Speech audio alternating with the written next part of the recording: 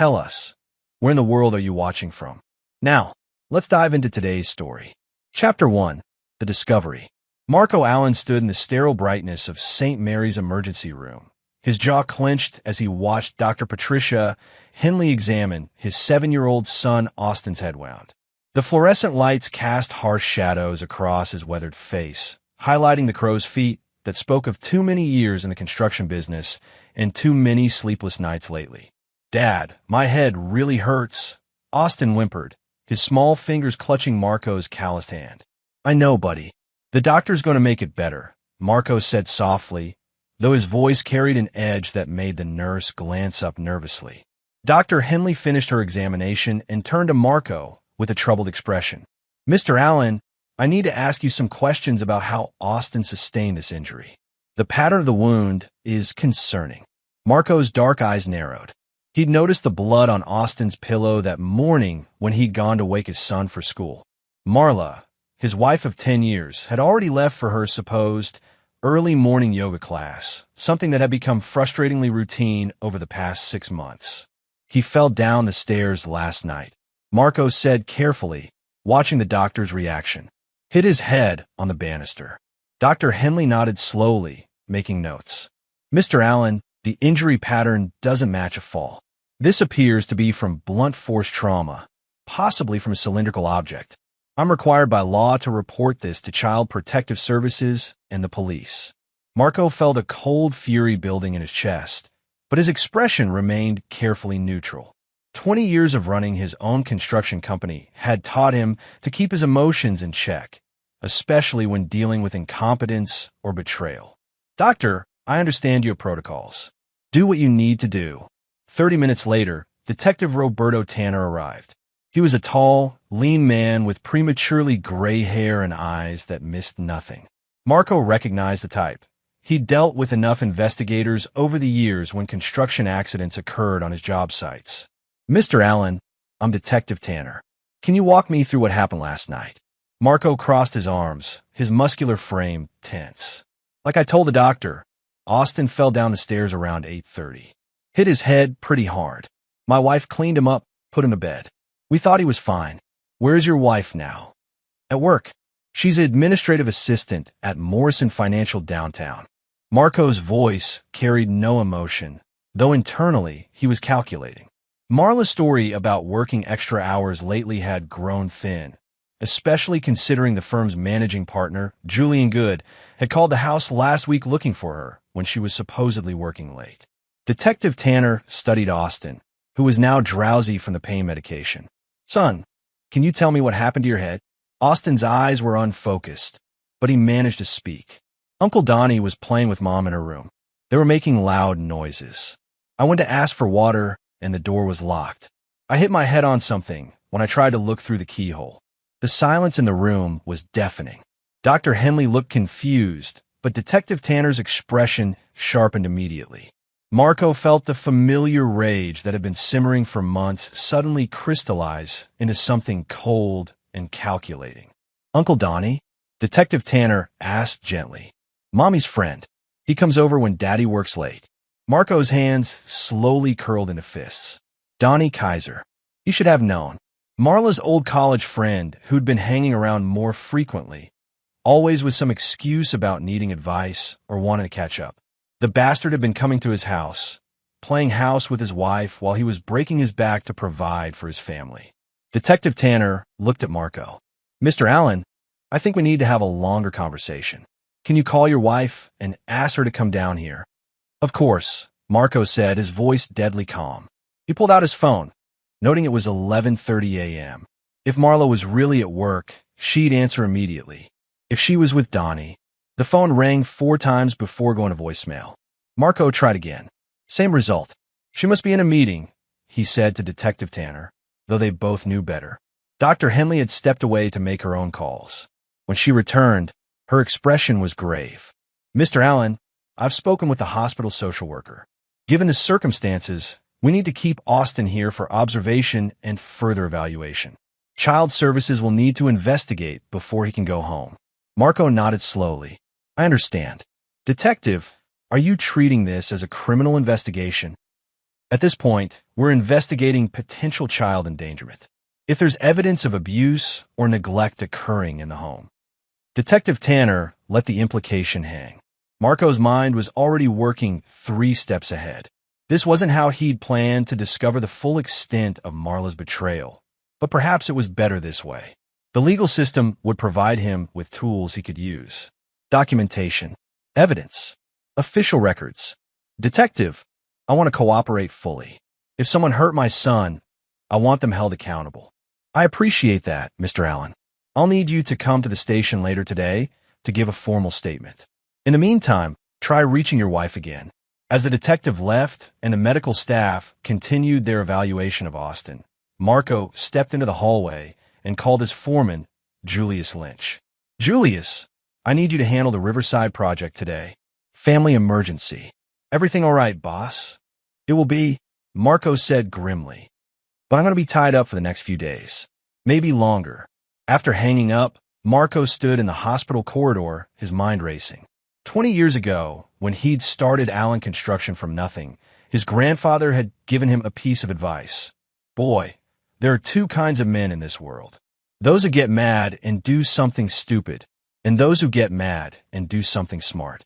Be the second kind. Marco had built his business on that principle. When suppliers tried to cheat him, he didn't get angry. He got even, methodically and completely. When competitors tried to undercut his bids with shoddy work, he didn't just complain. He documented everything and used it to destroy their reputations. Now, standing in this hospital hallway with his son's blood on his conscience and his wife's betrayal burning in his chest, Marco Allen began to plan. But this wouldn't be about getting even. This would be about total annihilation. He pulled out his phone and scrolled through his contacts until he found the number for Aaron English, a private investigator he'd used years ago when he suspected one of his project managers was stealing. Aaron had been thorough, discreet, and ruthless in his investigation. Aaron, it's Marco Allen. I need your services again. But this time, it's personal. Chapter 2, Unraveling Threads. The Allen family home on Maple Street had always been Marco's pride. He bought the 2-story colonial 15 years ago when Allen Construction first turned a real profit, and he'd personally overseen every renovation and improvement. The wraparound porch, the oak hardwood floors, the custom kitchen with granite countertops, all of it represented years of back-breaking work and careful saving. Now, as he stood in his living room at 6 p.m., waiting for Marla to come home, the house felt like a monument to his own stupidity. Aaron English sat across from him, a compact man in his 40s with wire-rimmed glasses and the demeanor of someone who'd spent too many years watching people's secrets unfold. His preliminary report lay open on the coffee table between them. How long has this been going on? Marco asked, his voice carefully controlled. From what I could determine, about 8 months. It started as coffee meetings, progressed to lunch dates, and then Aaron consulted his notes. The first hotel receipt I found was from 6 months ago. Marco picked up one of the photographs Aaron had provided. It showed Marla and Donnie Kaiser entering the Riverside Inn, a mid-tier hotel about 20 minutes from their neighborhood. The timestamp read 2:47 p.m. on a Tuesday, a day Marco remembered working late on the Westfield Shopping Center project. Tell me about Kaiser, Marco said. Aaron flipped through his file. Donnie Kaiser, age 34. Works as a regional sales manager for Cumberland Pharmaceuticals. Divorced 3 years ago. Pays alimony to his ex-wife Tiffany Gibson. Lives in a downtown apartment. Drives a leased BMW. And has approximately $43,000 in credit card debt. Debts, Marco mused. What kind of debts? Gambling, mostly. Casino records show he's a regular at the riverboat. Lost big last month. Nearly $20,000 in one weekend. He's also behind on his alimony payments. Marco absorbed this information silently. A gambling addict with money problems, sleeping with his wife. The pieces were beginning to form a picture. What about their pattern? When do they meet? Tuesday and Thursday afternoons, usually between 2 and 5 p.m. Sometimes Friday mornings when you're on job sites. They've been careful, but not that careful. Kaiser's been texting her constantly. Aaron handed over a thick stack of phone records. I have a contact at the phone company. These are Marla's text logs for the past 3 months. Marco scanned the messages, his jaw tightening with each exchange. Can't wait to see you today. M is working late again. When are you going to tell him? This sneaking around is killing me. Soon, baby. Just need to figure out the right time. I love you more than anything. We deserve to be happy. The final message was from yesterday, just hours before Austin's injury. House is empty until 9. Come over. Marco set the phone records down and walked to the window, looking out the street where he'd taught Austin to ride his bike just last summer. How did my son get hurt? Aaron's expression grew uncomfortable. For what I can piece together, Kaiser was at your house yesterday evening. Your son apparently tried to interrupt them and hit his head on something when he was trying to see into the locked bedroom. Probably the doorknob or the edge of a hallway table. And they just put him to bed? With a head injury? It appears so. Kaiser left around 9:30, according to the neighbor's security camera. Marco closed his eyes, fighting the urge to put his fist through the wall. His son had been hurt because 2 selfish adults couldn't keep their hands off each other, and they'd been too caught up in their own pleasure to properly care for an injured child. There's more, Aaron said quietly. Kaiser has been pushing Marla to file for divorce. He wants her to ask for alimony and half the assets. Based on their conversations, they're planning to move in together once the divorce is finalized. The front door opened, and Marla's voice called out, Marco, are you home? Marco turned to Aaron and spoke in a low voice. I want everything. Every hotel receipt, every text message, every photograph. I want you to dig into Kaiser's finances, his gambling debts, his ex-wife situation. I want to know what he owes and to whom. Marco, whatever you're planning. I'm planning to protect my son and my assets. Nothing more. Marco's smile was cold. For now, Aaron gathered his files and slipped out the back door as Marla entered the living room. She looked tired, her blonde hair slightly disheveled, and Marco noticed she was wearing the same outfit she'd had on that morning. Not exactly what he'd expect from someone who'd supposedly been at work all day. How's Austin? She asked, setting her purse down. I got your voicemail about the hospital. I was in meetings all day and couldn't get away. Marco studied his wife of 10 years. Marla had been beautiful when they'd met. She still was, in a carefully maintained way that spoke of regular salon visits and expensive skincare products. But looking at her now, he realized he'd been seeing only what he'd wanted to see for months. Austin has a head injury. They kept him overnight for observation. Marla's face showed appropriate concern, though Marco noticed she didn't ask for details about how the injury occurred. Oh my God, is he okay? What happened? The doctors think someone hit him. They called the police. He watched her carefully, looking for any sign of guilt or fear. Marla's expression flickered for just a moment. Surprise, then calculation, before settling back into concerned innocence. Hit him? Marco, that's terrible. Who would hurt a child? That's what the police want to know. Detective Tanner will probably want to talk to you tomorrow. They're investigating everyone who had access to the house yesterday. Now he saw real fear in her eyes. I was at work until almost 6 yesterday. You know that. Actually, I called Julian Good this morning to ask him to give you time off for the family emergency.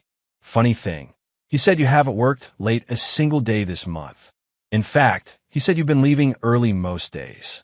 The silence stretched between them. Marco could see Marla's mind racing, trying to formulate an explanation that would hold water.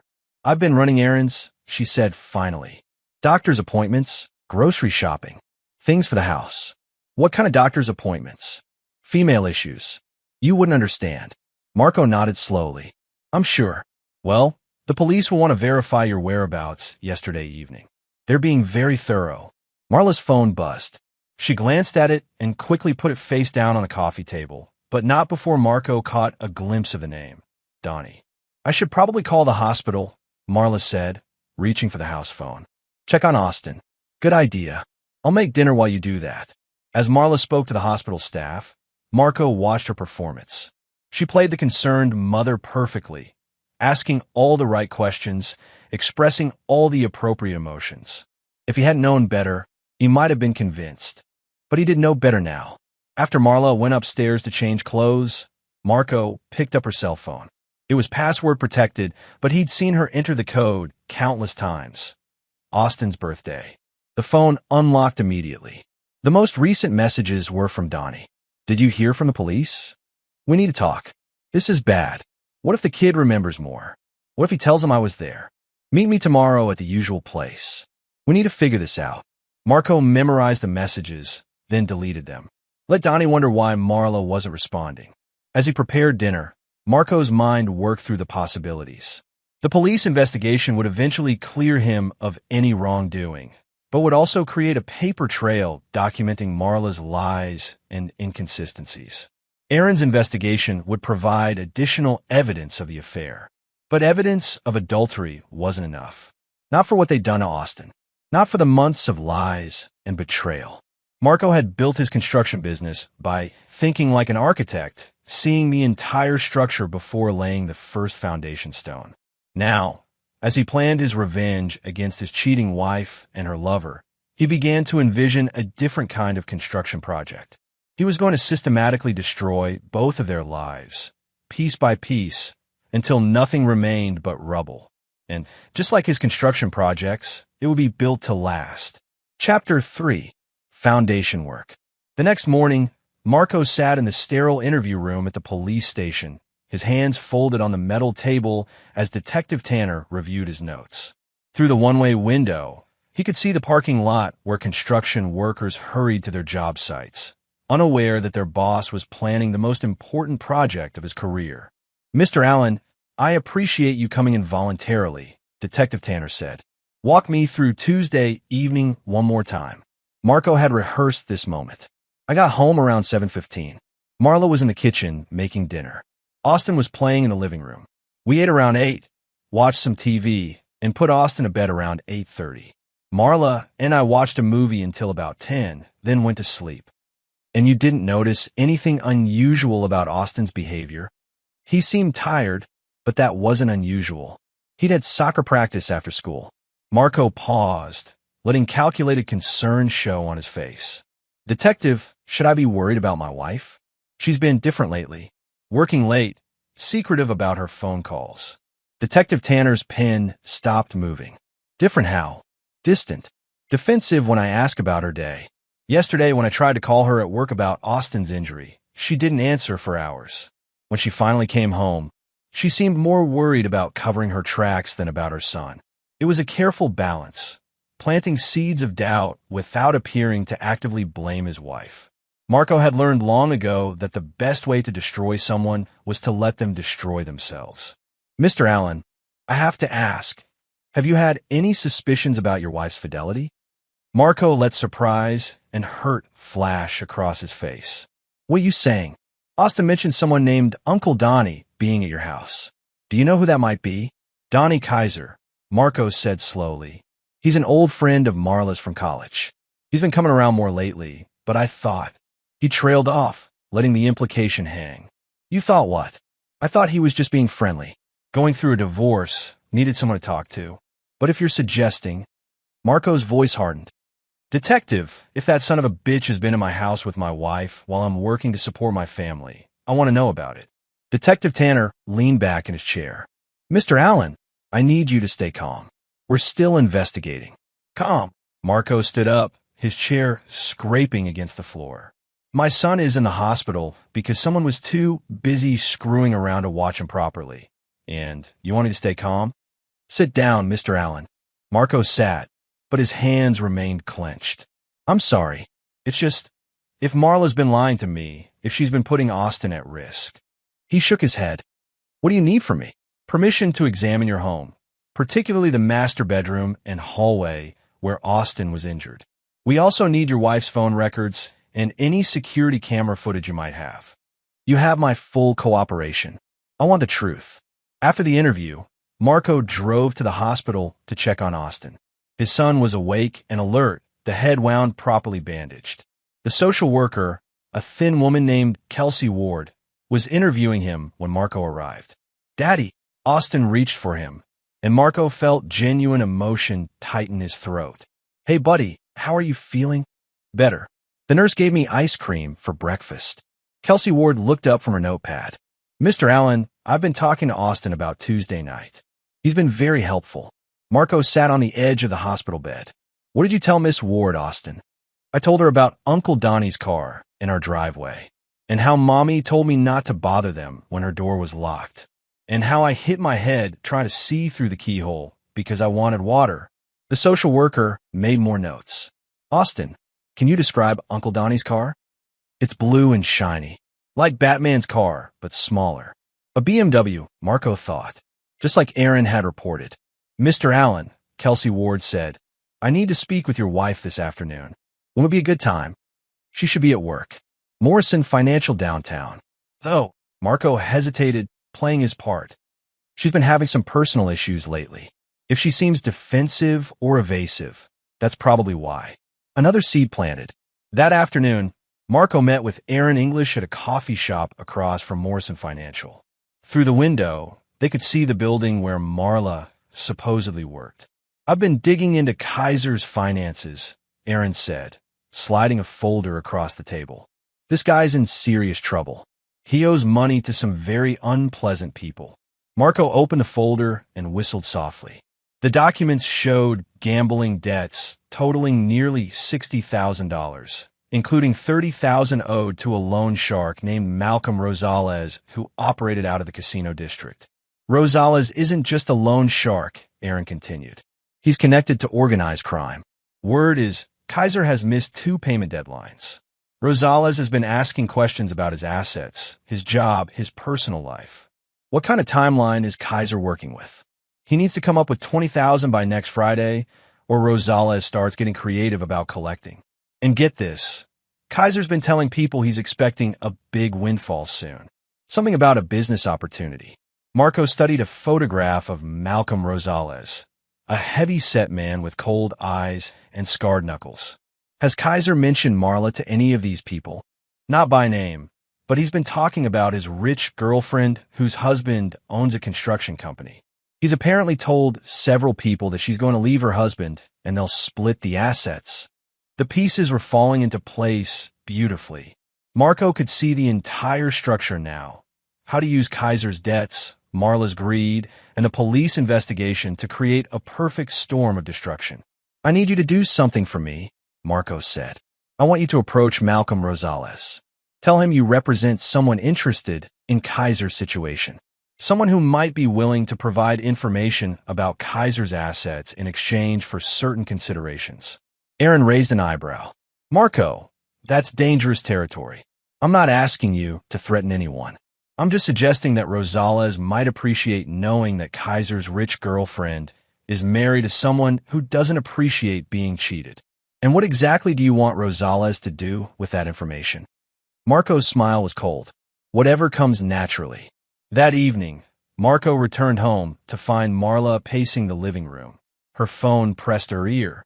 She was speaking in urgent whispers, but hung up quickly when he entered. How's Austin? She asked, attempting normalcy. Better. The social worker had some interesting questions for him. Marla's face went pale. What kind of questions? About Tuesday night. About who was at the house. About Uncle Donnie's blue car in our driveway. The phone in Marla's hand started buzzing.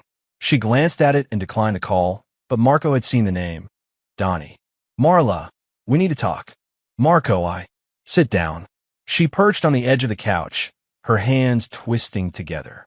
Marco remained standing, using his height and presence to create psychological pressure. The police are going to want to interview you tomorrow. They're going to ask about your whereabouts Tuesday evening, about your relationship with Donnie Kaiser, and about why you lied about working late. I didn't lie. I called Julian Good. He told me you haven't worked a single late day this month. He also told me you've been using sick days and personal time without telling me. Marla's phone buzzed again. This time she turned it off completely. The social worker is also going to want to talk to you. She's particularly interested in why Austin was unsupervised long enough to injure himself. Why our bedroom door was locked. Why a 7-year-old boy was trying to look through keyholes instead of asking for help. Marco moved closer, his voice dropping to a whisper. But what really interests me, Marla, is why my wife of 10 years would risk our son's safety to fuck her college buddy in our bed. Marla's composure finally cracked. Tears started flowing, and she buried her face in her hands. Marco, I'm sorry. I never meant for Austin to get hurt. It just happened so fast, and we thought he was okay. The word hung in the air like a blade. Marla realized her mistake immediately, but it was too late. So Kaiser was here, in our house, in our bed, while our son was injured and bleeding. Marco, please. How long? What? How long have you been fucking him? Marla flinched at his tone. 6 months. But Marco, it's not what you think. I love him. We won't be together. Marco nodded slowly. I see. And what exactly did you think would happen? That I'd just hand over half of everything I've worked for, so you could play house with some gambling addict? Gambling addict? Marco, Donnie doesn't gamble. Marco almost smiled. Even now, she was defending the man who was using her. Marla, your boyfriend owes $60,000 to a loan shark. He's been telling people that his rich girlfriend is going to solve all his problems. The color drained from Marla's face. That's not true. Ask him yourself. Better yet, ask Malcolm Rosales. Marla's phone, despite being turned off, somehow started ringing. The sound was impossible, but in her panicked state, she didn't notice. She turned it back on and saw 17 missed calls from Donnie. Call him, Marco said. Right now. Ask him about his debts. With shaking hands, Marla dialed Donnie's number. Marco could hear the panic in Kaiser's voice even from across the room. Marla, thank God. We have a problem. Some guys came to my apartment asking questions about you, about Marco. They know about us. Marla looked at Marco with growing horror. What guys? I don't know, but they knew everything. They knew about the hotel, about Tuesday night, about Austin getting hurt. Marla, I think your husband hired someone. Marco watched his wife's world collapse in real time. The phone call continued, with Kaiser begging her to meet him, to run away together, to access Marco's accounts immediately. Finally, Marla hung up and looked at her husband with a mixture of fear and resignation. What do you want? She whispered. Marco sat down across from her, his expression calm and controlled. I want you to understand something, Marla. You and your boyfriend just made the biggest mistake of your lives. You put my son in danger. You violated my home. You tried to steal my assets. He leaned forward, and now you're going to help me destroy him. Chapter 4. Setting the Trap. Marco's office at Allen Construction overlooked the warehouse where his crews stored equipment and materials. The morning sun cast long shadows across stacks of lumber and steel beams. But Marco's attention was focused on the conference table where he'd spread out the blueprints for his revenge. Julius Lynch, his foreman, sat across from him reviewing work schedules.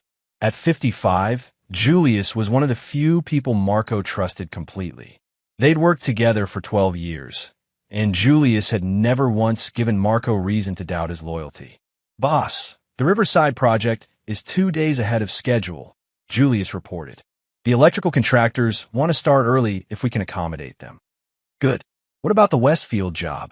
Material delivery is scheduled for Thursday. We'll need the crane for the steel work. Marco nodded, but his mind was elsewhere. His phone had been buzzing all morning with messages from Aaron English, Detective Tanner, and most importantly, Malcolm Rosales' people. The trap was beginning to close. Julius, I need to ask you something, and I need you to be completely honest with me. The older man looked up from his papers. Shoot, if someone was stealing from this company, embezzling money, or selling information to competitors, what would you want me to do about it? Julius's weathered face hardened. I want you to bury them. This company is our livelihood. Marco, anyone who betrays that deserves whatever they get. What if it was someone we trusted? Someone close to the family? Makes it worse, not better. Julius leaned forward. Marco, what's going on? Marco made a decision. Marla's been cheating on me. The man she's sleeping with has gambling debts, and he's planning to use her to access our assets. I think they might try to go after the business accounts. The silence stretched between them. Finally, Julius spoke. What do you need me to do? For now, just keep everything running normally. But I may need you to make some changes to our security procedures, our bank access, things like that. Consider it done. After Julius left, Marco called Aaron English. Where do we stand with Rosales? He's very interested in your situation. Apparently, Kaiser's been bragging about his rich girlfriend for weeks. Rosales wants to meet with you tonight. Set it up. But Aaron, I want insurance. I want you recording everything, and I want backup nearby. Marco, are you sure about this? These aren't people you play games with. I'm not playing games. I'm solving problems. That afternoon, Marco drove to the hospital to visit Austin. His son was being discharged the next day, but the social worker wanted one more interview to ensure the home environment was safe. Kelsey Ward met him in the hallway outside Austin's room. Mr. Allen, I've completed my preliminary investigation. While we haven't found evidence of deliberate abuse, there are serious concerns about supervision and safety protocols in your home. What kind of concerns? Your wife's interview yesterday was problematic. She was evasive about her whereabouts Tuesday evening, and her story about Austin's injury kept changing. She also became very agitated when I asked about Mr. Kaiser. Marco nodded gravely. Miss Ward, I want to be completely honest with you. I believe my wife has been having an affair. I think she's been bringing this man to our house while I'm at work, and I think Austin was hurt because they were too distracted to properly supervise him. That's a serious accusation, Mr. Allen. I have evidence. Phone records, hotel receipts, witness statements. Detective Tanner has copies of everything. Kelsey Ward made notes. If that's the case, what are your plans regarding custody of Austin? I want full custody. I want supervised visitation for Marla until she can prove she's not putting our son at risk. And I want a restraining order keeping Kaiser away from Austin permanently. I'll include those recommendations in my report. After visiting with Austin, Marco drove across town to meet Malcolm Rosales. The meeting was at a warehouse in the industrial district, the kind of place where legitimate businesses operated during the day and other kinds of business happened after dark. Rosales was exactly what Marco had expected. A thick-set man in an expensive suit with eyes that calculated profit and loss in human terms. Two large men flanked him, but they remained silent throughout the conversation. Mr. Allen, I understand we have a mutual interest in Mr. Kaiser's situation. Marco kept his expression neutral. Mr. Kaiser owes you money. He's been claiming he'll pay you with assets that belong to me. I thought you should know that those assets aren't available to him. How much does he owe you? He doesn't owe me money. He owes me for sleeping with my wife in my house while my son was injured and bleeding. Rosales smiled, and it wasn't pleasant. A matter of honor. A matter of justice. What kind of timeline are we working with, Mr. Allen? Marco pulled out a folder containing copies of Marla's phone records and hotel receipts. My wife will be meeting with her lawyer next week to discuss divorce proceedings. Kaiser is expecting her to ask for alimony and half of my assets. He's told her the money will solve all his problems. And will she get that money? Not a penny. But Kaiser doesn't know that yet. Rosales studied the documents. This is very thorough, Mr. Allen. Very professional. I'm a detail-oriented person. What exactly are you proposing? Marco leaned forward. I'm proposing that you let Kaiser believe he's about to come into money. Let him think the divorce settlement will pay his debts. Then, when he realizes there's no money coming, you can collect your debt however you see fit. And in exchange, I'll make sure you have detailed information about Kaiser's actual assets, his employment situation, his daily routine. Everything you need to make an informed collection decision. Rosales was quiet for a long moment. Mr. Allen, you're asking me to wait for money that may never come. I'm asking you to wait for money that definitely won't come. The difference is you'll know that in advance, and you can plan accordingly. And what happens to your wife in all this? Marco's expression hardened. My wife made her choice when she decided to fuck another man in my bed while my son was bleeding in the hallway. She'll face the consequences of that choice. Rosales extended his hand. Mr. Allen, I think we could do business. As Marco drove home, his phone rang. It was Marla, and she sounded terrified. Marco, something's wrong. Donnie called me. He said men came to his workplace asking questions. His boss wants to see him tomorrow morning about irregularities in his expense reports. Marco pulled into his driveway before responding. What kind of irregularities? I don't know. Hotel charges, restaurant bills, things like that. Marco, they're going to fire him. Maybe they should. Marla, did it ever occur to you that your boyfriend might be using company money to pay for your hotel rooms? The silence on the phone told him everything he needed to know. Marco, I need to see you. We need to talk about this divorce, about Austin, about what happens next. Come home. We'll talk. An hour later, Marla sat in their living room, clutching a cup of coffee with shaking hands. She looked like she'd aged 5 years in the past week. Marco, I know you hate me right now, but I need you to understand something. I never meant for any of this to happen. I never meant for Austin to get hurt. But it did happen, and now there are consequences. What kind of consequences? Marco sat across from her, his expression calm but implacable. The police investigation is going to conclude that Austin was injured due to parental negligence. Child Services is going to recommend supervised visitation for you and a restraining order against Kaiser.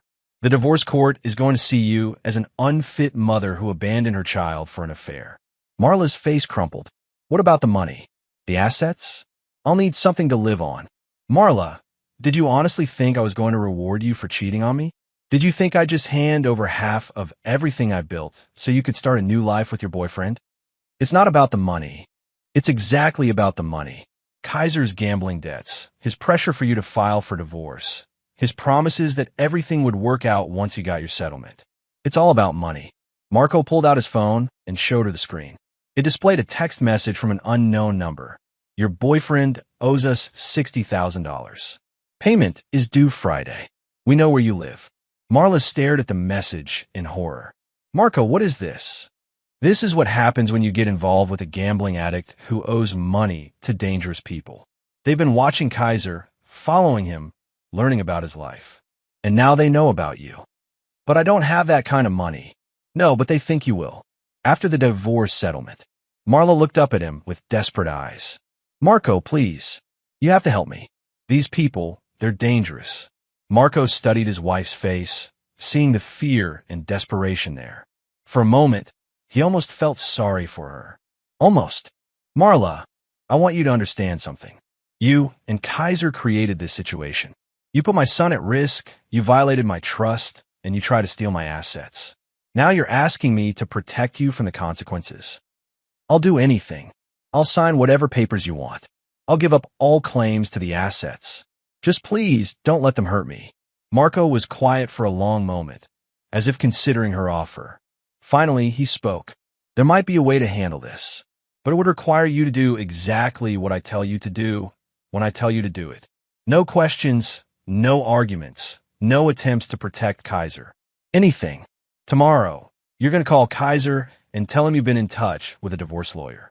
You're going to tell him that the lawyer thinks you can get a large settlement, but it's going to take time to work through the legal process. How long? 2 weeks. Maybe 3. Marla nodded quickly. Okay. And then what? Marco's smile was cold and predatory. Then we find out exactly what your boyfriend is willing to do when he's desperate. Chapter 5. Pressure Points. The Cumberland Pharmaceuticals office building stood 23 stories tall in the heart of downtown, its glass facade reflecting the morning sun like a mirror. From his car, parked across the street, Marco watched employees hurrying into the building, coffee cups in hand, briefcases swinging at their sides. At exactly 8:47 a.m., Donnie Kaiser emerged from the parking garage and walked toward the building entrance. Even from a distance, Marco could see the tension in the man's shoulders, the way he kept checking his phone, the nervous energy that spoke of a man running out of options. Marco's own phone buzzed with a text from Aaron English. Security footage confirms Kay was at your house Tuesday, 7:30 to 9:45 p.m. Also, his company is launching an internal investigation today. Perfect timing. At 9:15 a.m., Marco entered the Cumberland Pharmaceuticals building and took the elevator to the 15th floor. The receptionist, a young woman with auburn hair and a professional smile, looked up as he approached. Good morning. I'm here to see Arthur Ayers, the regional sales director. I'm Marco Allen from Allen Construction. Do you have an appointment, Mr. Allen? No, but I think Mr. Ayers will want to see me. It's regarding one of his sales managers, Donnie Kaiser. The receptionist's expression flickered with recognition. Let me check with Mr. Ayers' assistant. 5 minutes later, Marco was seated in a corner office facing a thin man in his 50s with prematurely gray hair and the bearing of someone who'd spent his career managing difficult situations. Mr. Allen, I understand you have information about one of my employees? Marco placed a manila folder on the desk. Mr. Ayers, I believe Donnie Kaiser has been using company resources for personal activities. Hotel charges, restaurant bills, expenses that don't align with legitimate business purposes. Arthur Ayers opened the folder and examined the hotel receipts and credit card statements Aaron had compiled. His expression grew increasingly grim. Mr. Allen, how did you come by this information? Mr. Kaiser has been having an affair with my wife. These are copies of receipts from their meetings. As you can see, many of them were charged to what appears to be a company credit card. Ayers studied the documents more carefully. The Riverside Inn, the downtown Marriott, several restaurants. Mr. Allen, these charges total nearly $8,000 over 6 months. That's just what I could document. There may be more. What exactly are you asking me to do with this information? Marco leaned back in his chair. Nothing. I'm simply providing you with information that might be relevant to your company's internal policies. What you do with it is entirely your decision. Ayers was quiet for a moment. Mr. Allen, I appreciate you bringing this to my attention.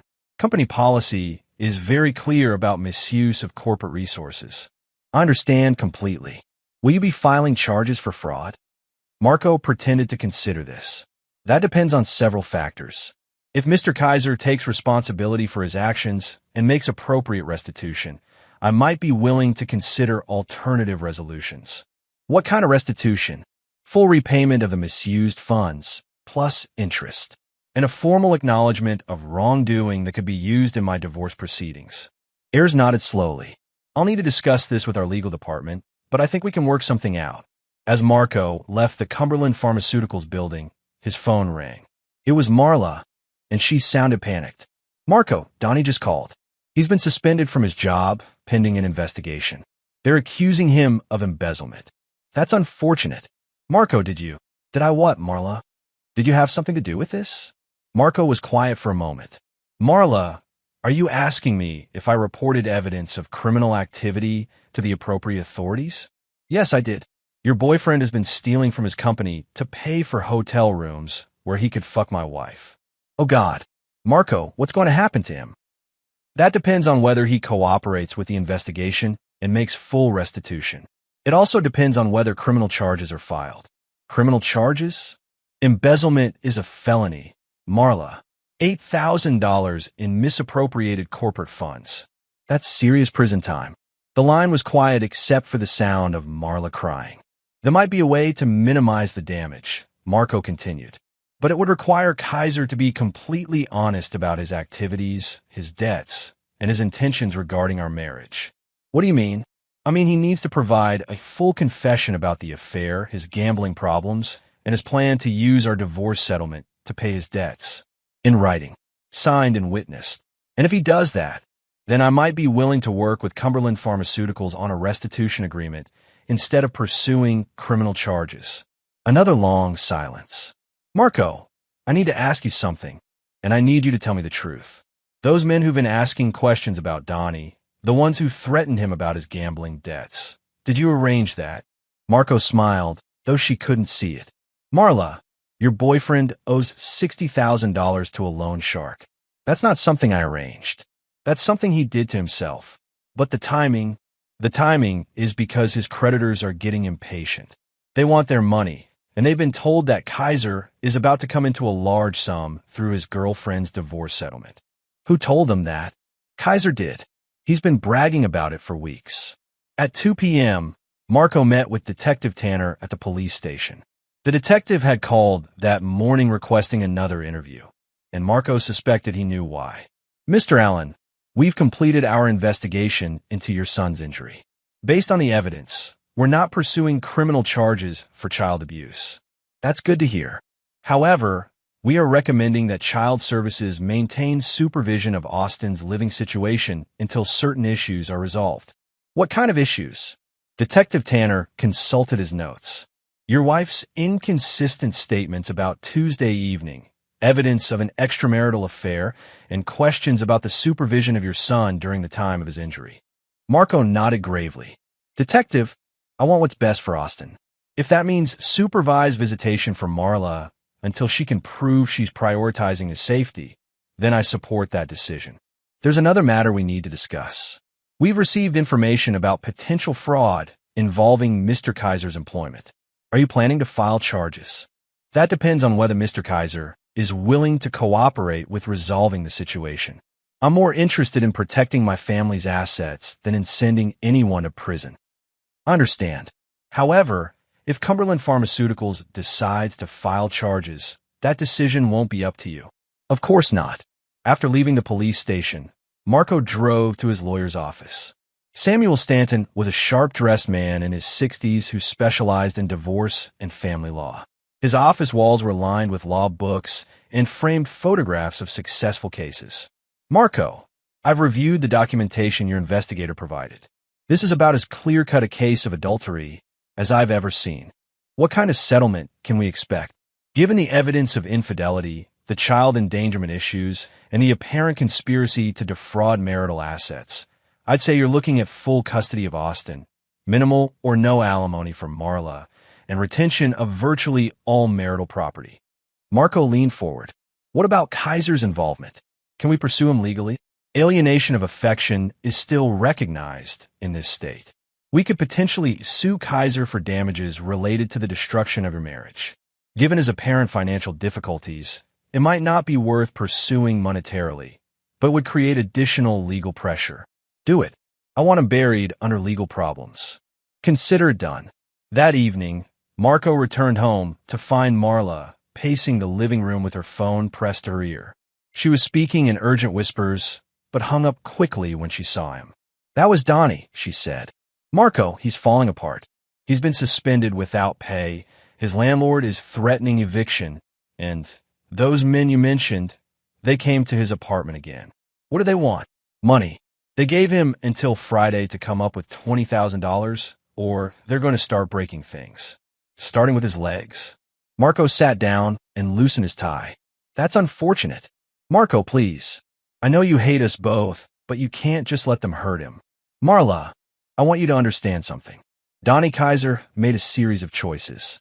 He chose to gamble away money he didn't have. He chose to borrow from dangerous people. He chose to seduce a married woman. He chose to steal from his company.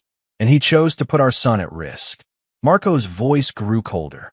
Now he's facing the consequences of those choices. That's not my fault, and it's not my responsibility to fix. But you could help him. You could loan him the money. Why would I do that? Because Marla struggled for words. Because you're a good man. Because you wouldn't want to see anyone hurt, even someone who wronged you. Marco studied his wife's face. Even now, after everything that had happened, she was trying to manipulate him into saving her lover. Marla, let me make something very clear. Donnie Kaiser is going to face the full consequences of his actions. He's going to lose his job, possibly face criminal charges, and deal with his creditors however he can. You're going to face the consequences of your actions, too. What does that mean? It means you're going to help me make sure he understands exactly how hopeless his situation is. Marla's face went pale. What are you talking about? Marco pulled out his phone and showed her a text message. Meet me tomorrow at the Riverside Inn. Room 237. We need to talk about our future. D, you're going to meet him, Marco said, and you're going to deliver a message for me. Chapter 6. The Squeeze. The Riverside Inn sat on the outskirts of town like a monument to mediocrity, its faded brick facade and neon vacancy sign speaking to the kind of establishment that asked no questions and kept no records. Marco sat in his truck in the parking lot, watching the second-floor windows where he knew room 237 was located. At exactly 3 p.m., Marla's Honda Civic pulled into the lot. Through his binoculars, Marco watched his wife sit in her car for several minutes, clearly steeling herself for what was to come. She looked like she'd aged a decade in the past week. Her usually perfect blonde hair was unwashed and pulled back in a ponytail. Her face was pale and drawn, and her hands shook as she checked her phone one more time. Finally, she got out of her car and walked toward the motel stairs. Marco's phone buzzed with a text from Aaron English, who was positioned on the other side of the building. Kay arrived 10 minutes ago. Looks like he hasn't slept in days. This was the critical moment. Everything Marco had built over the past week. The police investigation, the job suspension, the pressure from creditors, the legal threats, All of it was designed to bring Donnie Kaiser to this point of maximum desperation. 30 minutes later, Marla emerged from the motel room. Even from a distance, Marco could see she was crying. Her phone rang immediately, and Marco answered on the first ring. "How did it go?" "Marco, please don't make me do this." Marla's voice was thick with tears. He's not the same person. He's desperate and angry and scared. When I told him there wasn't going to be any divorce settlement money, he grabbed me. Did he hurt you?" "Not physically. But Marco, he's talking about running away, about taking money from somewhere, about doing something desperate. I think he might hurt himself. Or someone else." The silence stretched between them. "Marla, did you deliver my message exactly as I told you?" "Yes. I told him that you knew about everything, that you had evidence, that the divorce wasn't going to result in any money for me. I told him that criminal charges were being filed for the embezzlement, and that his creditors knew he wasn't going to be able to pay." "And how did he react?" "He started talking about the construction company, about your assets, about how it wasn't fair that you got to keep everything while he lost everything. Marco, I think he might try to do something to your business." Marco had been expecting this. A desperate man with nothing left to lose was predictable in his unpredictability. Kaiser would either run, which would solve the problem permanently, or he would lash out, which would provide Marco with the justification he needed for the final phase of his plan. "Where is he now?" "I don't know. He left right after I did." "Marco, what if he goes to the police? What if he tells them about your meetings with those loan shark people?" Marco almost smiled. Even now, Marla was thinking about protecting herself rather than considering the broader implications. "Marla, if Kaiser goes to the police and claims that I somehow conspired with his creditors, what exactly do you think he's going to tell them? That he borrowed money from criminals to pay gambling debts, then try to steal from his company and destroy my marriage to get money to pay them back? But if they investigate, they'll find exactly what I want them to find. Documentation of Kaiser's debts, evidence of his theft, records of his affair with you, and proof that he endangered our son. They'll find a desperate criminal who's trying to blame everyone else for his problems." That evening, Marco was reviewing work schedules in his home office when his security system alerted him to movement in the driveway. Through his window, he could see a figure moving around his truck, partially obscured by the shadows from the oak trees that lined his property. Marco slipped out the back door and circled around the house, moving quietly through the darkness. As he approached his truck, he could see someone crouched beside the driver's side, working at something with a small tool. It was Donnie Kaiser, and he was slashing tires. Marco watched for a moment, letting Kaiser finish his work. When the man stood up and turned toward the house, Marco stepped out of the shadows. "Going somewhere, Donnie?" Kaiser spun around, a tire iron clutched in his hand. In the dim light from the street lamp, Marco could see that his wife's lover looked like hell. His clothes were wrinkled and stained, his face was unshaven, and his eyes had the wild look of a man who'd been awake for too long. "You son of a bitch," Kaiser said, raising the tire iron. "You destroyed my life." Marco didn't move, didn't show any sign of fear or aggression. "No, Donnie, you destroyed your own life. I just documented it. You set me up. You arranged everything. The investigation at work, the pressure from Rosales' people, all of it. I arranged nothing. You stole from your company. You borrowed money from criminals. You seduced my wife and endangered my son. I just made sure the right people had the right information at the right time." Kaiser took a step closer, the tire iron raised. "You think you're so smart, don't you? You think you've won. I think you're a gambling addict and a thief who's facing the consequences of his actions."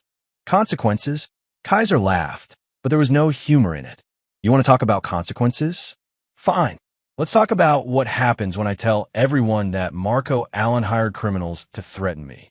Let's talk about what happens when I tell them about your meetings with Rosales." Marco pulled out his phone and held it up so Kaiser could see the screen. It showed a video recording that had been running for the past 3 minutes. "You mean this conversation? Where you just admitted to vandalizing my property while carrying a weapon and threatening me on my own land?" Kaiser's face went white. "You're recording this?" "I've been recording everything, Donnie. Every conversation, every meeting, every interaction. Just like I recorded my meetings with Rosales, where I provided him with factual information about your debts and your claims about accessing my assets through my wife. Marco stepped closer, his voice dropping to a whisper. You see, that's the difference between us. I plan ahead. I document everything. I think through the consequences of my actions before I take them. You can't prove. I can prove you stole from your company. I can prove you were at my house the night my son was injured.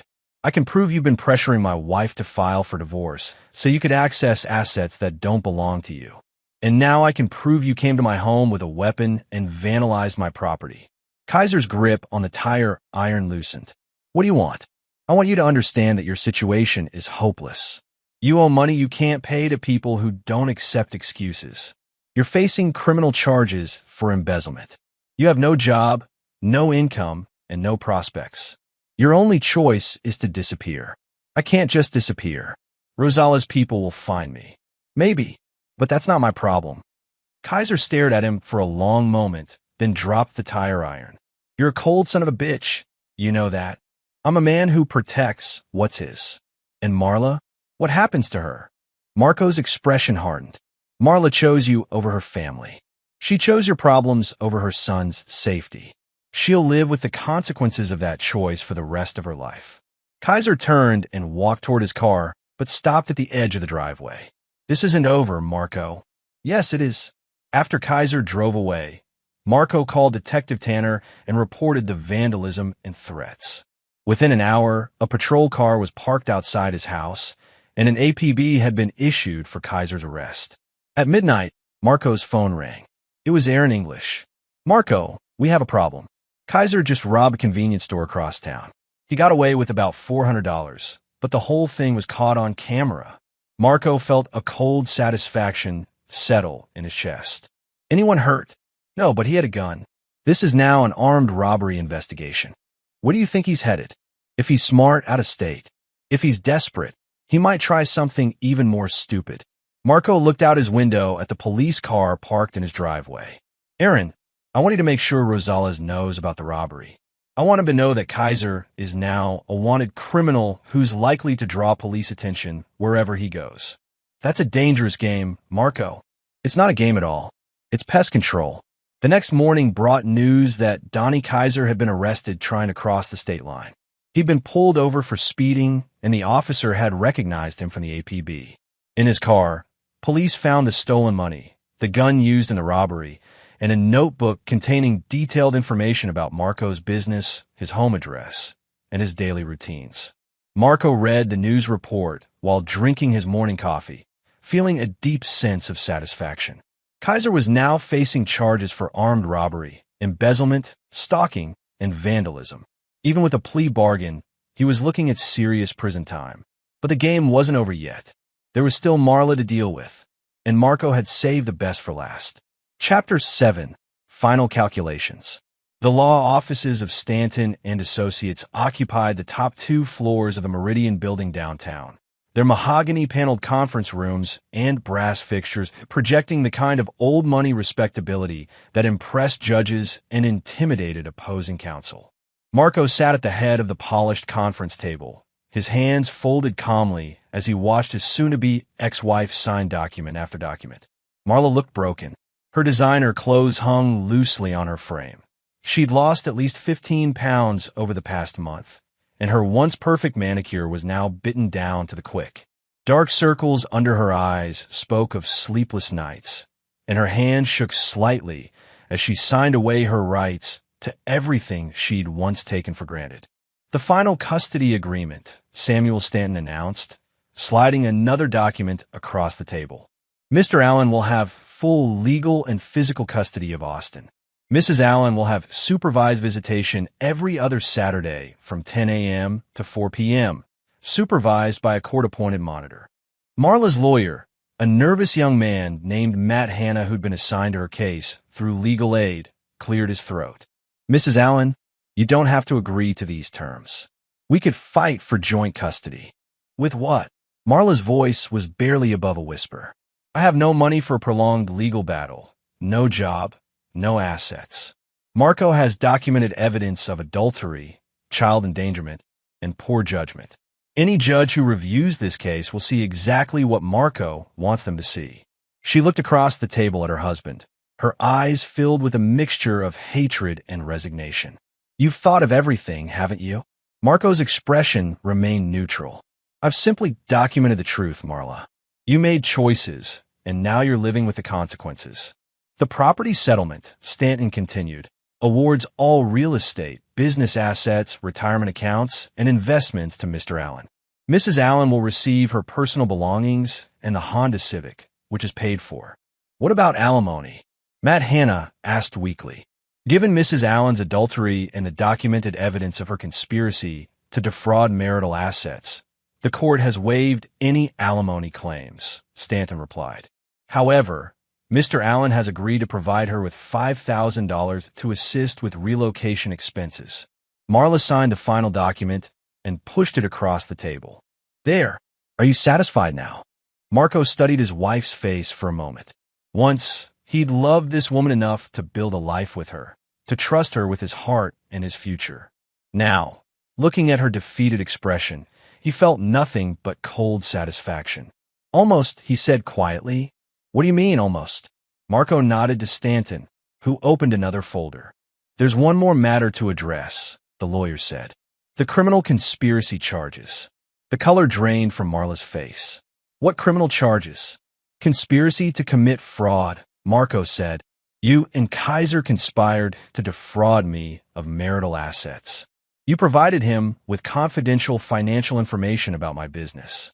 You participated in a plan to obtain money through false pretenses. But the divorce settlement.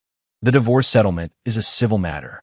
The criminal conspiracy is a separate issue entirely. Matt Hanna leaned forward frantically. Mr. Allen, your wife has cooperated fully with these proceedings. She's given up any claim to assets, agreed to minimal custody. She's done what any rational person would do when caught red-handed, Marco interrupted. But cooperation in divorce proceedings doesn't erase criminal activity. Marla stared at him in horror. Marco, you can't be serious.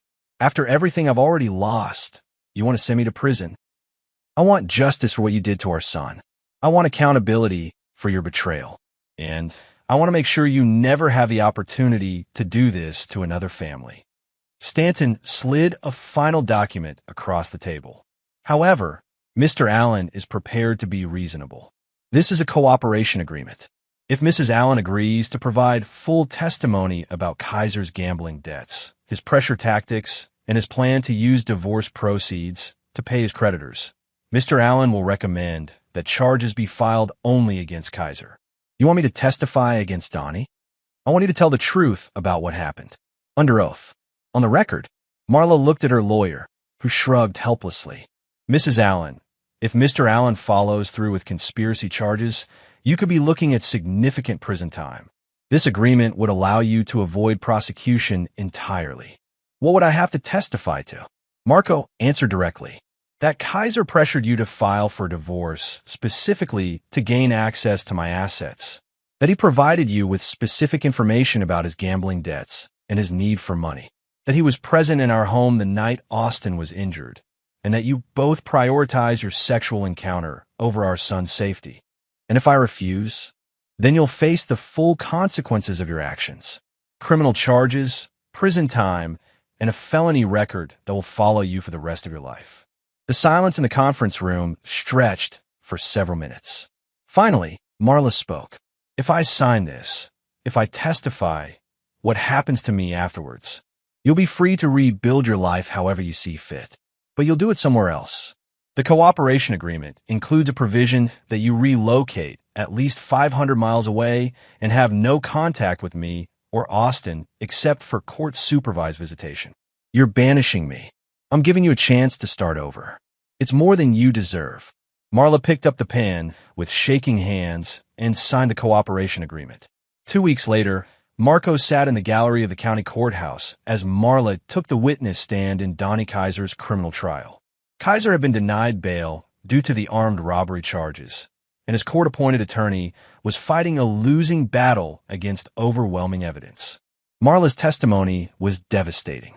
She spoke clearly and directly about Kaiser's gambling addiction, his mounting debts, and his increasingly desperate attempts to access Marco's assets through their marriage. She described in detail how Kaiser had pressured her to file for divorce, how he provided her with specific dollar amounts he needed to pay his creditors, and how he'd been present in their home the night Austin was injured. "Mrs. Allen," the prosecutor asked, "did Mr. Kaiser ever express concern for your son's welfare?" "No," Marla replied, her voice steady. "When Austin was hurt, Donnie's only concern was that he might tell someone about seeing us together. He wanted to leave immediately before Marco came home." "And what was your response?" "I told him we needed to check on Austin first, make sure he was okay. But Donnie said it was just a bump on the head and that kids were resilient." From the defendant's table, Kaiser stared at Marla with undisguised hatred. His lawyer tried to object, but the damage was done. The trial lasted 3 days. The jury deliberated for less than 2 hours before returning guilty verdicts on all charges: armed robbery, embezzlement, conspiracy to commit fraud, and child endangerment. The judge sentenced Kaiser to 12 years in prison without the possibility of parole for the first 8 years. As the bailiff led Kaiser away in shackles, he turned toward the gallery where Marco sat watching. "This isn't over," he mouthed silently. Marco smiled and mouthed back, "Yes, it is." After the trial, Marco met with Detective Tanner one final time to tie up loose ends. "Kaiser's creditors have been notified that he won't be making any payments for the foreseeable future," the detective reported. "Malcolm Rosales has apparently written off the debt as a loss and moved on to other business interests. And Marla, she's moving to Phoenix next week. New name, new job, new life. The cooperation agreement protects her from prosecution, but she'll be under federal supervision for the next 5 years." Marco nodded. "What about the custody arrangement?" "Austin is doing well in counseling. The supervised visitation with his mother seems to be helping him process what happened. The therapist thinks he'll make a full recovery, both physically and emotionally." "Good. That's all that matters." That evening, Marco sat on his front porch watching Austin play in the yard with a new soccer ball. His son's head wound had healed completely, leaving only a small scar that would fade with time. The boy's laughter filled the evening air, and Marco felt something he hadn't experienced in months: peace. Julius Lynch pulled into the driveway and walked up to the porch, carrying a folder of paperwork from the business. "Boss, the insurance settlement came through on the equipment that was vandalized," he reported. "Full replacement value plus compensation for lost productivity." "Excellent. And the Riverside project?" "Finished 2 days ahead of schedule. The client is so happy they're talking about hiring us for their next 3 developments." Marco smiled genuinely for the first time in weeks. "Julius, take tomorrow off. Take your wife somewhere nice for dinner. You've earned it." As his foreman drove away, Marco's phone buzzed with a text message from an unknown number. For a moment, he tensed, wondering if somehow Kaiser or his associates had found a way to reach him from prison. But the message was from Aaron English. Marla's flight to Phoenix departed on schedule. No issues. Case officially closed. Marco deleted the message and put his phone away. He called Austin over to the porch, and they sat together watching the sunset paint the sky in shades of orange and red. "Dad," Austin said quietly, "is Mommy ever coming back?" Marco put his arm around his son's shoulders. "She'll visit sometimes, buddy, but she made some bad choices, and now she has to live somewhere else. Because she hurt me, because she forgot that families are supposed to protect each other. But you don't have to worry about that anymore. It's just you and me now, and I'll always protect you." Austin leaned against his father's side. "I love you, Dad. I love you too, son." As the stars began to appear in the darkening sky, Marco reflected on the events of the past month. Some people might call what he'd done excessive, even cruel. But those people had never been betrayed by someone they trusted, never watched their child suffer because of someone else's selfishness, never had to rebuild their life from the ashes of someone else's lies. Marco Allen had learned long ago that the world was divided into 2 kinds of people: those who built things up and those who tore things down. He'd spent his life building, his business, his home, his family. When someone had tried to tear down what he'd built, he'd responded with the same methodical precision he brought to every construction project. He'd identified the problem, gathered the right tools, and systematically dismantled the threat until nothing remained but rubble. And now, sitting on his porch with his son's safe beside him, Marco knew that he'd built something that would last. A life free from the poison of betrayal, a future built on truth instead of lies, and a legacy that would protect his son for years to come. Some people might call it revenge. Marco called it justice. And justice, like a well-built foundation, was designed to endure. Chapter 8. Cleanup Operations.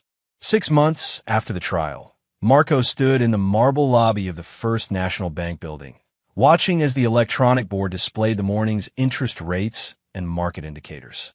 The meeting he was about to attend would finalize the last piece of his reconstruction project, and like every other aspect of his methodical campaign, it had been planned down to the smallest detail. Austin was in school now, thriving in his new routine. The boy had adapted remarkably well to their new life. No more walking on eggshells around his mother's moods. No more confusion about why mommy's friend was always visiting when daddy wasn't home. The child psychologist had pronounced Austin's recovery complete, noting that children were often more resilient than adults when removed from toxic situations. The elevator doors opened on the 15th floor, and Marco walked down the carpeted hallway to the offices of Morrison Financial. This was where Marla had claimed to work late so many evenings, and where Marco was now about to conclude a business deal that would eliminate the last potential complications from his former wife's betrayal. Julian Good rose from behind his mahogany desk as Marco entered the corner office. At 62, Good was everything Marco had expected from Marla's description. Silver-haired, expensively dressed, and possessed of the kind of practiced charm that wealthy men use to navigate delicate situations. "Mr. Allen, thank you for agreeing to meet with me.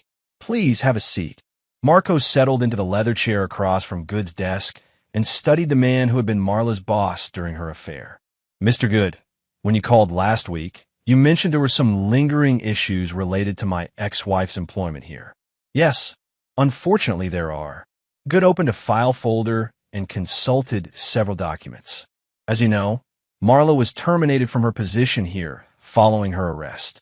However, during our internal investigation, we discovered some irregularities that we felt you should be aware of." Marco kept his expression neutral. "What kind of irregularities?" "Access to client files, printing of confidential documents, unusual computer activity during non-business hours. It appears that Marla may have been gathering information about high-net-worth clients, possibly for purposes related to her personal situation." This was news to Marco, though he didn't let his surprise show. During his campaign against Kaiser and Marla, he'd focused on their direct actions, the affair, the conspiracy, the child endangerment. He hadn't investigated whether Marla might have been attempting to steal client information for additional leverage. "What kind of information?" "Asset valuations, investment portfolios, estate planning documents. The kind of information that could be valuable to someone planning to file for divorce or someone looking to assess potential targets for fraud." Good slid a thick folder across the desk. "We've compiled everything we found. Copies of documents she accessed, logs of her computer activity, records of files she printed or downloaded." "Mr. Allen, I need to ask, did your ex-wife ever mention our clients or their financial situations?" Marco reviewed the documents, his mind racing. Marla had access to detailed financial information about dozens of wealthy individuals and families. If she'd been planning to use this information as leverage in their divorce, or if she'd shared it with Kaiser as part of their conspiracy, the implications were staggering. "Mr. Good, some of these clients, these are very prominent people." "Exactly. Which is why we need to handle this situation very carefully. If word gets out that client confidentiality was breached, it could destroy our reputation and expose us to massive liability." Marco understood immediately why Good had called him. Morrison Financial needed to contain this situation, and Marco was the key to their strategy. "What are you proposing?" Good leaned forward. "We're prepared to offer you a consulting contract with our firm, a substantial retainer to help us assess and mitigate any potential security breaches in our systems. In exchange, We would ask for your discretion regarding these documents and your assistance in ensuring that any information your ex-wife may have obtained doesn't surface in the future. The offer was elegant in its simplicity. Morrison Financial would pay Marco a significant sum to essentially buy his silence about Marla's activities, while also giving him access to high-net-worth clients who might need construction services. Marco would gain financially while helping the firm protect itself for the consequences of his ex-wife's crimes. How substantial a retainer are we discussing? $200,000 annually for the next 3 years, with a possibility of renewal, plus bonuses for specific consulting projects. Marco considered the offer. $600,000 was serious money, enough to expand his business significantly or to secure Austin's college education. But more importantly, it would give him leverage over any future attempts by Marla or her associates to cause trouble. Mr. Good, I appreciate the offer, but I need to understand the full scope of what we're dealing with. Was Marla working alone, or was someone else involved in accessing this information? Our investigation suggests she was working alone, but we can't be certain. The computer logs show that most of the unauthorized access occurred during evening hours when the building was mostly empty. Evening hours when she was supposedly working late. Exactly. Marco made his decision. I'll accept your consulting contract, Mr. Good, but I have some additional requirements. What kind of requirements? I want full access to your security footage from the past year. I want copies of all documents Marla accessed or printed. And I want a complete list of any external contacts she may have had while working here. Good hesitated. Mr. Allen, that's quite extensive. May I ask why you need such detailed information? Because if my ex-wife was stealing confidential information from your clients, there's a possibility she wasn't acting entirely on her own. I want to make sure that all potential threats to your firm's reputation are identified and neutralized. The implication was clear. Marco might be able to help Morrison Financial not just contain the damage from Marla's activities, but also identify and eliminate any other potential problems. I think we can accommodate those requests, Good said finally. 2 hours later, Marco sat in his truck in the Morrison Financial parking garage, reviewing the documents Good had provided. The scope of Marla's activities was broader than he'd imagined. She'd accessed files on over 40 clients, including several whose names Marco recognized from the newspaper society pages. But one name jumped out at him, Alberto Wilkerson. Wilkerson was a real estate developer who'd been competing with Allen Construction for several major projects over the past 2 years. He was also, according to the files, a client whose investment portfolio included significant holdings in casino and entertainment properties. Marco's phone rang. It was Aaron English. Aaron, I need you to do some research for me. Alberto Wilkerson. I want to know everything about his business dealings, his associates, and any connections he might have to gambling or loan shark operations. What's this about, Marco? Insurance. I want to make sure there are no other surprises waiting for me. That evening, Marco picked up Austin from his after-school program and drove home through the familiar streets of their neighborhood. The boy chattered excitedly about his day. A successful presentation in social studies, a goal scored during recess soccer, plans for a classmate's birthday party on the weekend. It was the kind of normal, healthy childhood conversation that Marco had feared might be lost forever during the chaos of the past year. But Austin had proven remarkably resilient, adapting to their new life with the flexibility that children possessed when removed from toxic situations. Dad, can we have pizza for dinner tonight? Sure, buddy, but you have to eat some vegetables too. Can we get the pizza with the vegetables on it? Marco smiled. That's a good compromise. As they pulled into their driveway, Marco noticed a car parked across the street that he didn't recognize. A dark sedan with tinted windows, the kind of vehicle that professional investigators or security personnel preferred. Marco's instincts, honed by months of careful planning and execution, immediately went on alert. He parked in the garage and walked Austin into the house through the connecting door, then moved to the front window to observe the sedan. It sat there for 20 minutes before driving away. Marco called Aaron English immediately. Aaron, I need surveillance detection on my house and office. Someone's watching me, and I want to know who and why. On it. Marco, any idea what this might be about? Maybe. I'll know more tomorrow. The next morning brought answers.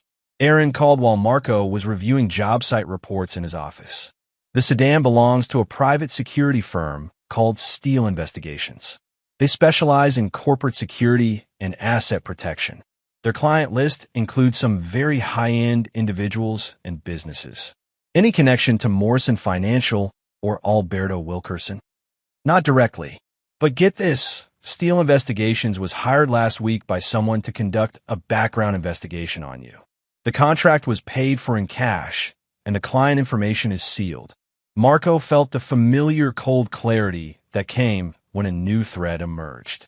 Someone with serious resources was investigating him, which meant someone believed he posed a threat to their interests. Aaron, I want you to find out who hired Steele Investigations. Use whatever resources you need. Marco, that's going to be expensive and potentially dangerous. These aren't amateurs we're dealing with. Neither am I. That afternoon, Marco made a decision that would have surprised his enemies. He called Detective Tanner and requested a meeting. Detective, I have reason to believe that I'm being investigated by parties unknown, possibly in connection with my ex-wife's criminal activities. I want to cooperate fully with any official investigation, but I also want protection from any unofficial activities. Tanner leaned back in his chair. What kind of unofficial activities? The kind that involve cash payments to private investigators and surveillance of my home, where my 7-year-old son lives. Marco, do you have any idea who might be interested in investigating you? I have suspicions, but I prefer to let the evidence speak for itself. Marco slid a copy of the Morrison financial documents across the desk. Detective, I think you're going to find this very interesting reading. As Tanner reviewed the evidence of Marla's theft of confidential client information, Marco felt the familiar satisfaction of a plan coming together. By bringing the police into the situation, he was transforming what could have been a private conflict into an official investigation. And official investigations, as Marco had learned, were much easier to control than private vendettas. Chapter 9, Permanent Foundation. 1 year later, Marco stood at the floor-to-ceiling windows of his new office on the 20th floor of the Meridian building, looking down at the city where he'd built his empire and destroyed his enemies. Allen Construction now occupied an entire floor of the prestigious downtown tower, with contracts worth over $50 million and a reputation for precision and reliability that was unmatched in the region.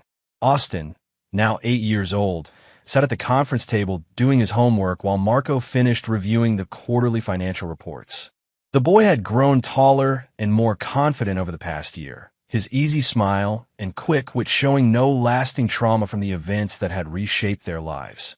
Dad, Mrs. Rodriguez wants to know if you can come to Career Day next week, Austin said, looking up from his math worksheet. Of course, buddy. What should I tell the class about construction? Tell them about how you build things that last forever. Marco smiled at his son's choice of words. Building things that lasted forever had indeed become his specialty, though not always in ways that Austin could understand. The phone rang, and Marco answered to find Samuel Stanton on the line. Marco, I have the final report on the Morrison financial situation. You're going to want to hear this. Go ahead. Alberto Wilkerson has been arrested on federal racketeering charges. Turns out he was laundering money for organized crime through his real estate deals and casino investments. The evidence that broke the case? Financial documents that were stolen from Morrison Financial and anonymously provided to the FBI. Marco absorbed this information with satisfaction. When Aaron English's investigation had revealed that Wilkerson was the one having Marco surveilled, it had taken only a small leap of logic to realize that Wilkerson must have been involved in the criminal activities that Marla had inadvertently uncovered. Any connection to our situation? The FBI believes Wilkerson was concerned that you might have access to the stolen Morrison financial documents and might eventually discover his money laundering operation. He was conducting surveillance to assess the threat level. And Marla? Wilkerson apparently never knew that she was the one who accessed his files. He thought the leak came from a disgruntled employee or a business rival. Your ex-wife's activities were just the catalyst that exposed a much larger criminal enterprise. Marco looked out at the city skyline, where several buildings bore the Allen Construction logo. What about our consulting contract with Morrison Financial? Still active and very profitable. Julian Good considers you something of a hero for helping expose the security breach that led to Wilkerson's arrest. I wouldn't be surprised if they offer you additional contracts. After hanging up with Stanton, Marco walked over to the conference table where Austin was finishing his homework. All done, buddy? Yep. Dad, can I ask you something? Of course. Austin's expression grew serious. Do you ever think about Mommy? Marco considered his answer carefully. Over the past year, Austin had occasionally asked about Marla, though the questions had become less frequent as time passed. The supervised visits had ended 6 months ago when Marla had failed to appear for 3 consecutive appointments, apparently having decided that starting fresh in Phoenix was more important than maintaining a relationship with her son. Sometimes, Marco said honestly, "Do you?" Sometimes, but not in a sad way anymore. More like remembering a story someone told me once. Marco was struck by the wisdom in his son's observation. Marla had indeed become like a story, something that had happened to them rather than something that continued to affect their daily lives. That's a good way to think about it, Austin. The past is just a story. What matters is what we build going forward. That evening, after Austin had gone to bed, Marco sat in his home office reviewing the final documents from his year-long reconstruction project. Every loose end had been tied up, every potential threat had been neutralized, every enemy had been defeated or eliminated. Donnie Kaiser was serving his 12-year sentence in a federal penitentiary, his appeals exhausted and his former associates having moved on to other business interests. Marla had built a new life in Phoenix under her maiden name, working as a receptionist for a medical practice and living in a modest apartment that reflected her reduced circumstances. Alberto Wilkerson was facing decades in federal prison for racketeering and money laundering. And Marco? Marco had emerged from the wreckage of his marriage stronger, wealthier, and more secure than ever before. His phone buzzed with a text message from Aaron English. Final surveillance sweep completed. No threats detected. All targets neutralized. Contract complete. Marco deleted the message and powered down his phone. Aaron had been conducting quarterly security assessments for the past year, ensuring that no new threats emerged from the ashes of the old ones. But this would be the last such assessment. The war was over, and Marco had won completely. He walked upstairs to check on Austin, finding his son sleeping peacefully in his bed, a soccer ball clutched in his arms and a smile on his face. This was what victory looked like, not the destruction of his enemies, but the protection of what mattered most. Marco had learned something important during his campaign of calculated revenge. Destruction was easy, but construction required patience, skill, and vision. Anyone could tear something down in a moment of rage or desperation. But building something that would last, whether it was a skyscraper, a business, or a life, required the kind of methodical precision that most people couldn't sustain. 6 months later, Marco received an envelope with no return address. Inside was a newspaper clipping from Phoenix publication. Local woman dies in car accident. Marla Petty, 34, was killed instantly when her vehicle collided with a semi-truck on Interstate 10 during a rainstorm. Police report that alcohol may have been a factor. Ms. Petty is survived by a son in another state. Marco read the clipping twice, then burned it in his fireplace. He felt no satisfaction at the news, no sense of victory or vindication. Marla's death was simply the final punctuation mark on a story that had ended long ago. Austin never learned about his mother's death. When the boy stopped asking about her entirely, Marco made the decision that some information was better left buried. Austin's life was full of soccer practice, school friends, construction site visits, and 1,000 small joys of childhood free from adult complications. On Austin's 9th birthday, Marco hosted a party in their backyard for 20 of the boys' classmates. As he watched his son laugh and play with his friends, Marco reflected on the man he'd become over the past 2 years. Some people might call him ruthless or vindictive. Others might say he'd gone too far in his pursuit of justice. But Marco knew the truth. He was simply a man who protected what belonged to him, who built things that lasted, and who never forgot that actions had consequences. Julius Lynch approached him during the party, carrying a beer and wearing the satisfied expression of a man who'd helped build something important. "Boss, I've got to say, seeing Austin this happy, it makes everything worthwhile. Marco nodded, watching his son kick a soccer ball with his friends. Julius, can I ask you something? Do you think I did the right thing? The older man was quiet for a moment. Marco, I've been in construction for 35 years. I've seen a lot of buildings come and go, a lot of men succeed and fail.